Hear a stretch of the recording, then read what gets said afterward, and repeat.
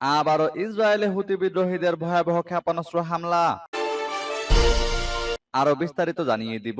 এদিকে গাজায় আরো একজন ইসরায়েলি সেনা নিহত। এবার ভারতের নিরাপত্তা বাহিনীর সঙ্গে সংঘর্ষ, নিহত অন্তত 27 জন। এদিকে ইসরায়েলি হামলায় নিহত আরো 93 জন ফিলিস্তিনি।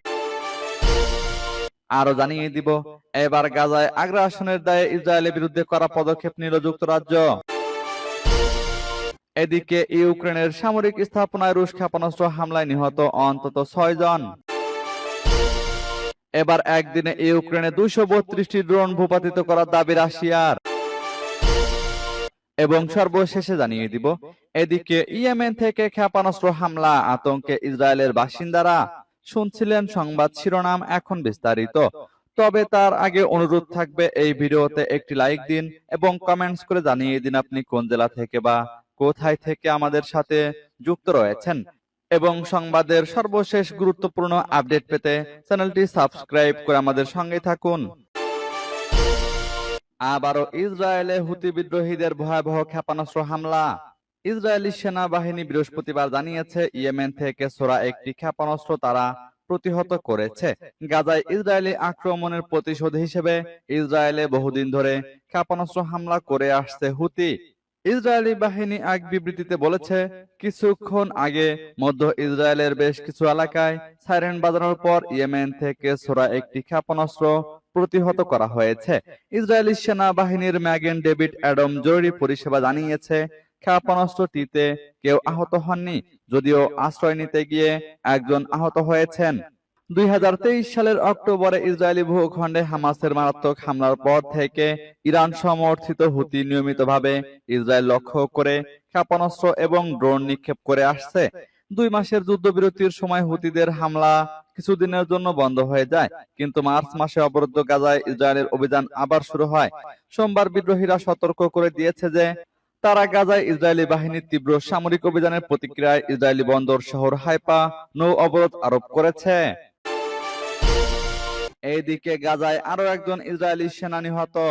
ফিলিস্তিনের অবরুদ্ধ গাজায় আরো একজন ইসরায়েলি সেনা নিহত হয়েছে, আরো একজন আহত হয়েছে। ইসরায়েলি সামরিক বাহিনীর বরাতে এ খবর জানিয়েছে স্থানীয় সংবাদ মাধ্যমগুলো। বুধবার ইসরায়েলি সামরিক বাহিনী এক ঘোষণায় জানায়, গত মঙ্গলবার গাজার দক্ষিণে লড়াইকালে স্টাফ সার্জেন্ট ড্যানিলো মোকানু নিহত হন। মাত্র 20 বছর বয়সী মোকানু আইডিএফ এর 7ম ব্রিগেডের অংশ 82তম ব্যাটালিয়নে কর্মরত ছিলেন। ইসরায়েলি সংবাদ মাধ্যম ওয়াইনেট নিউজের মতে, একটি ভবনে বিস্ফোরক ডিভাইস বিস্ফোরণে তিনি নিহত হন। বিস্ফোরণের ফলে ভবন ধসে পড়ে। মৃত্যুর পর মোকানুকে মরণোত্তর সার্জেন্ট থেকে স্টাফ সার্জেন্ট পদে উন্নতি করা হয় বলে জানায় আইডিএফ। একই ঘটনায় আরেকজন সেনা আহত হন এবং তাকে চিকিৎসার জন্য হাসপাতালে নেওয়া হয়। অপারেশন গিডিয়ন চ্যারিয়টস শুরু হওয়ার পর গাজায় নিহত দ্বিতীয় ইসরায়েলি সেনা মোকানু গত শুক্রবার গাজার কৌশলগত এলাকা দখল করতে এবং নিয়ন্ত্রণ প্রতিষ্ঠা করতে এ অভিযান শুরু করার ঘোষণা দেয় ইসরায়েলি বাহিনী। এর আগে গত সোমবার উত্তর গাজায় লড়াইকালে 22 বছর বয়সী সার্জেন্ট ইউসুফ ইয়েহুদা চিরাক নিহত হন, যা এক ঘোষণায় জানায় ইসরায়েলি বাহিনী। মঙ্গলবার আইডিএফ জানায়, প্রাথমিক তদন্তে দেখা গেছে যে চিরাক ফ্রেন্ডলি ফায়ার অর্থাৎ নিজেদের সেনার গুলিতে নিহত হন। এবার ভারতের নিরাপত্তা বাহিনীর সঙ্গে সংঘর্ষ, নিহত অন্তত 27 জন। ভারতের ছত্তিশগড়ের নারায়ণপুর জেলার আবুজামাদ এলাকায় নিরাপত্তা বাহিনীর সঙ্গে সংঘর্ষে 27 জন মাওবাদী নিহত হয়েছেন। বুধবার ভোরে এই অভিযান পরিচালনা করা হয়। নিহতদের মধ্যে কমিউনিস্ট পার্টি অফ ইন্ডিয়ার শীর্ষ নেতা ভাসব রাজুও রয়েছেন। এই সংঘর্ষে জেলা রিজার্ভ গার্ড এর একজন সদস্যও নিহত হয়েছেন এবং আরো কয়েকজন আহত হয়েছেন। সংঘর্ষের পর বস্তার রেঞ্জের পুলিশ মহাপরিদর্শক সুন্দর রাজ পি জানান, তারা মাওবাদীর একটি শক্ত ঘাঁটি লক্ষ্য করে অভিযান চালিয়েছিলেন। নিরাপত্তা বাহিনীর কাছে তথ্য ছিল যে আবুজামাদের একটি নির্দিষ্ট এলাকায় একজন সিনিয়র মাওবাদী নেতা লুকিয়ে আছেন। এর ভিত্তিতে নারায়ণপুর, দান্তেওয়াড়া, বিজাপুর এবং কোন্ডাগাঁও জেলার ডিআরজি বাহিনী যৌথভাবে অভিযান পরিচালনা করছিল। কেন্দ্রীয় স্বরাষ্ট্রমন্ত্রী অমিত শাহ এই অভিযানকে সফল বলে উল্লেখ করেন। এদিকে ইসরায়েলি হামলায় নিহত আরো 93 জন ফিলিস্তিনি। ফিলিস্তিনের অবরুদ্ধ গাজা ভূখণ্ডে ইসরায়েলি বাহিনীর হামলায় গত 24 ঘন্টায় আরো 93 জন ফিলিস্তিনি নিহত হয়েছেন। আহত হয়েছেন 2.5 শতাধিকের বেশি মানুষ। এর ফলে গাজা উপত্যকায় নিহতের মোট সংখ্যা 53,655 জন ছাড়িয়ে গেছে। বৃহস্পতিবার এই তথ্য জানিয়েছে সংবাদ মাধ্যম আল জাজিরা। আল জাজিরার প্রতিবেদনে বলা হয়েছে, বুধবার ভোর থেকে গাজা উপত্যকা জুড়ে ইসরায়েলি হামলায় কমপক্ষে 93 জন নিহত হয়েছেন বলে গাজার স্বাস্থ্য মন্ত্রণালয় জানিয়েছে। এছাড়া বুধবার অধিকৃত পশ্চিম তীরের জেনিন শরণার্থী শিবির পরিদর্শনকারী বিদেশি কূটনীতিকদের লক্ষ্য করে ইসরায়েলি বাহিনী গুলি চালানোর ঘটনায় আন্তর্জাতিক নিন্দা বাড়ছে। আনাদুলুর প্রতিবেদনে বলা হয়েছে, গাজা উপত্যকায় ইসরায়েলের চলমান হামলায় মৃতের সংখ্যা বেড়ে কমপক্ষে 53,655 জনে পৌঁছেছে বলে বুধবার জানিয়েছে ফিলিস্তিনের স্বাস্থ্য মন্ত্রণালয়। শুধু গত 24 ঘন্টায় ইসরায়েলি হামলায় নিহত হয়েছেন 82 জন, আহত হয়েছেন আরো 262 জন। যুদ্ধ শুরুর পর থেকে মোট আহতের সংখ্যা দাঁড়িয়েছে 1,21,950 জনে। মন্ত্রণালয় সূত্রে জানা গেছে, এখনো বহু মানুষ ধ্বংসস্তূপের নিচে এবং রাস্তায় আটকে আছেন, কিন্তু উদ্ধারকারী দলগুলো পৌঁছাতে পারছেন না। ফলে হতাহতের প্রকৃত সংখ্যা আরো বেশি হতে পারে। এবার গাজায় আগ্রাসনের দায়ে ইসরায়েলের বিরুদ্ধে কড়া পদক্ষেপ নিল যুক্তরাজ্য। ফিলিস্তিনের অবরুদ্ধ গাজা উপত্যকায় নতুন করে আবারও বর্বরতা শুরু করায় দখলদার ইসরায়েলের সঙ্গে বাণিজ্য আলোচনা স্থগিত করেছে যুক্তরাজ্য। মঙ্গলবার এ ঘোষণা দিয়েছেন দেশটির পররাষ্ট্রমন্ত্রী ডেভিড ল্যামি। খবর বিবিসির। দখলদারদের সঙ্গে যুক্তরাজ্যের মুক্ত বাণিজ্যের আলোচনা চলছিল। ব্রিটিশ পররাষ্ট্রমন্ত্রী দেশটির পার্লামেন্টে বলেছেন, আমরা ইসরায়েলি সরকারের সঙ্গে নতুন মুক্ত বাণিজ্য আলোচনা স্থগিত করেছি। 2030 সালে দ্বিপাক্ষিক রোডম্যাপ অনুযায়ী ইসরায়েলের সঙ্গে যে সহযোগিতার বিষয়টি রয়েছে সেটি আমরা পর্যালোচনা করব। নেতানিয়াহু সরকারের কর্মকাণ্ড এ পর্যালোচনা প্রয়োজনীয় করে তুলেছে।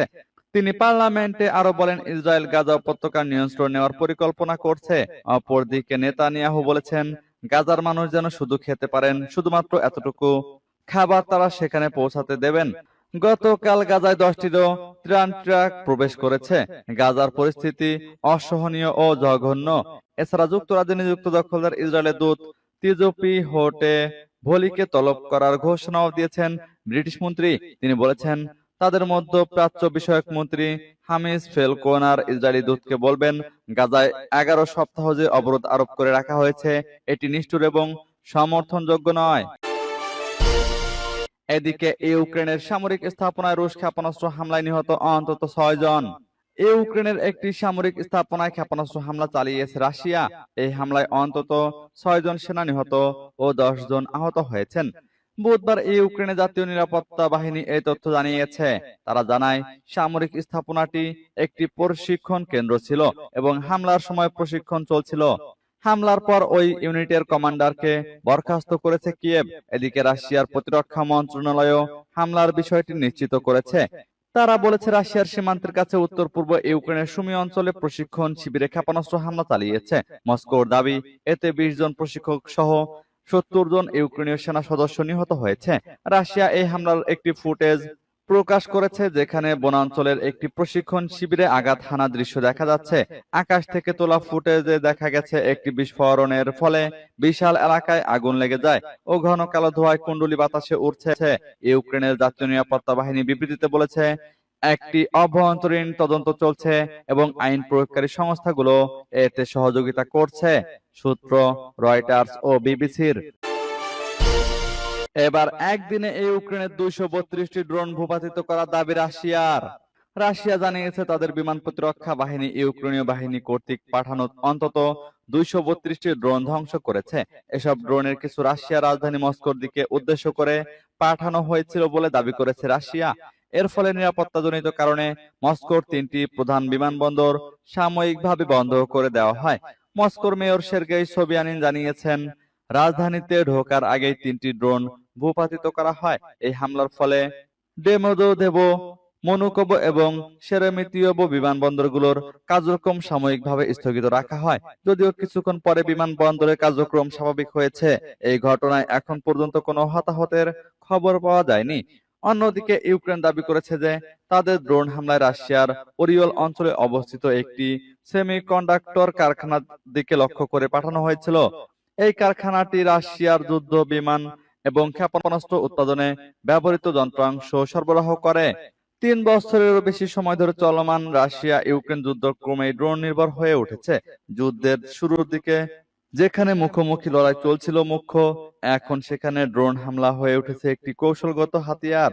যুদ্ধক্ষেত্রে উভয় পক্ষ এখন ড্রোন ব্যবহার করে শত্রুপক্ষের ভেতরে গভীরভাবে আঘাত হানার চেষ্টা করছে। এদিকে ইয়েমেন থেকে ক্ষেপণাস্ত্র হামলা, আতঙ্কে ইসরায়েলের বাসিন্দারা। ইয়েমেন থেকে ছোড়া একটি ক্ষেপণাস্ত্র ইসরায়েলের দিকে ধেয়ে আসার পর ইসরায়েল প্রতিরক্ষা বাহিনী সেটিকে মাঝ আকাশেই প্রতিহত করেছে। বৃহস্পতিবার ভোরে এই ঘটনাটি ঘটে, যার পরপরই ইসরায়েলের মধ্য অঞ্চলে একযোগে সতর্কতামূলক সাইরেন বাজানো হয়। এতে রাজধানী তেল আবিব সহ আশেপাশের বিস্তীর্ণ অঞ্চলে আতঙ্ক ছড়িয়ে পড়ে এবং লক্ষাধিক মানুষ আশ্রয় কেন্দ্রে ছুটে যান। আইডিএফ এর এক বিবৃতিতে বলা হয়েছে, ক্ষেপণাস্ত্রটি নির্ধারিত পথে শনাক্ত করা হলে তাৎক্ষণিকভাবে আকাশ প্রতিরক্ষা ব্যবস্থা সক্রিয় করে সেটিকে সফলভাবে ধ্বংস করা হয়। এই ঘটনায় এখন পর্যন্ত কোনো হতাহত বা ক্ষতির খবর পাওয়া যায়নি। ঘটনার পর ইসরায়েলি সামরিক বাহিনী একটি পূর্ণাঙ্গ তদন্ত শুরু করেছে, তবে হামলার দায় এখনো কেউ স্বীকার করেনি। ইয়েমেনের হুতি বিদ্রোহীদের এ ধরনের হামলার ইতিহাস থাকলেও এবারের ঘটনায় তারা সরাসরি জড়িত কিনা তা নিশ্চিত হওয়া যায়নি। ইসরায়েলি প্রধানমন্ত্রী বেনিয়ামিন নেতানিয়াহু এবং প্রতিরক্ষা মন্ত্রী ইয়োব গ্যালান্ট পরিস্থিতি নিবিড়ভাবে পর্যবেক্ষণ করছেন এবং আকাশ প্রতিরক্ষা জোরদারের নির্দেশ দিয়েছেন। সামরিক সূত্রগুলো বলেছে যে দেশের নিরাপত্তা নিশ্চিত করতে সব ধরনের প্রস্তুতি নেওয়া হয়েছে।